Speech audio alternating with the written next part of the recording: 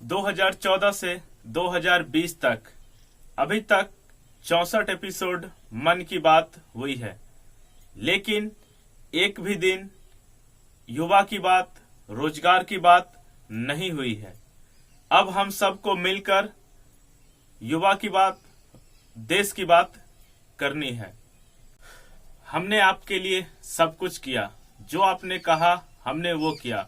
आपने कहा कि मुझे चांस दो, मुझे प्रधानमंत्री बनाओ, मैंने आपको वोट दिया।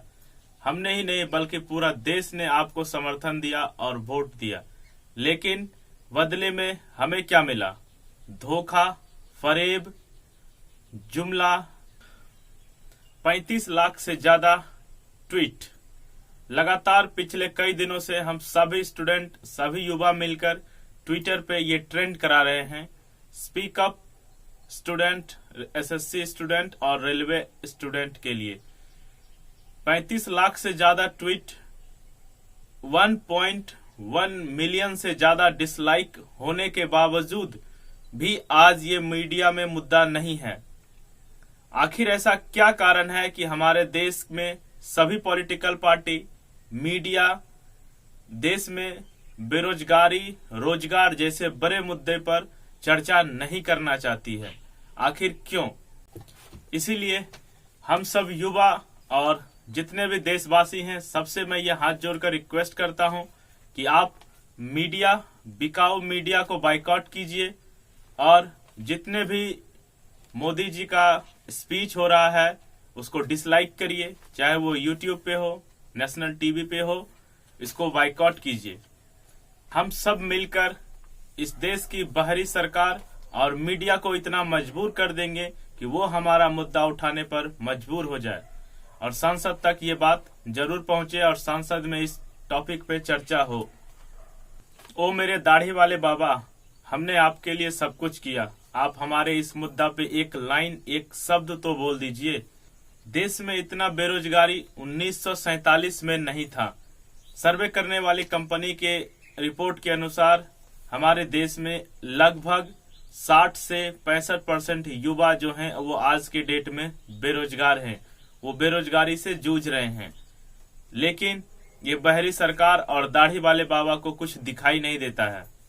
जब से हमारे देश में लॉकडाउन हुआ है, पिछले 4 महीना से लॉकडाउन है, इस 4 महीने के लॉकडाउन में करीब करीब 4 करोड़ से अधिक लोगों की नौकरी चली गई है। लेकिन फिर भी आज हमारा देश का ये दुर्भाग्य है कि इतना बड़ा मुद्दा रहते हुए हमारे देश में ये मुद्दा कोई मुद्दा नहीं है।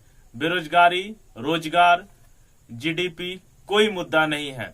आज ये हमारे देश का और हमारे देश में जितने भी मीडिया चैनल से इन सब की दुर्गति और मानसिकता इसी चीज से पता चलता है।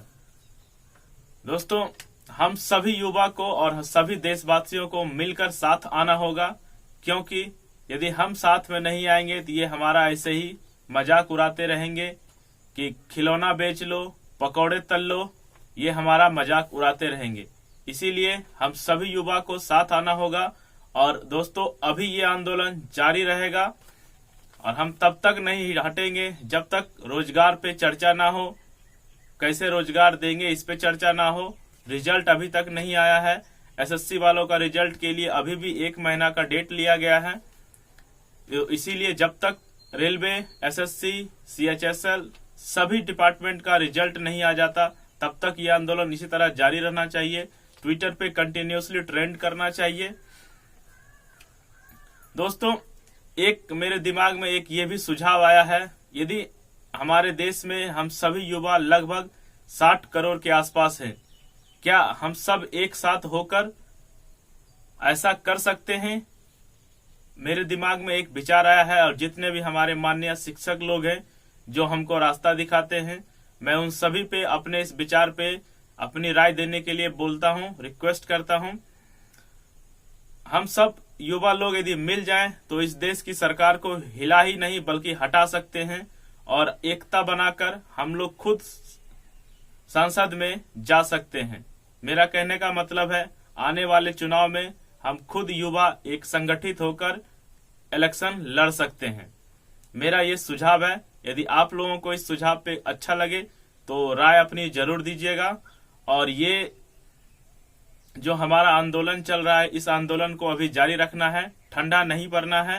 रोज सुबह शाम दोपहर सभी हर वक्त सिर्फ आंदोलन करते रहना है। इस देश की सरकार और मीडिया को सुनने पर मजबूर कर देना है। तो इसी तरह दोस्तों लगे रहिए और हमें सफलता जरूर मिलेगी। और मेरा जो विचार है उस विचार पे अपना राय जरूर दीजिएगा। धन्यवाद। जय हिंद।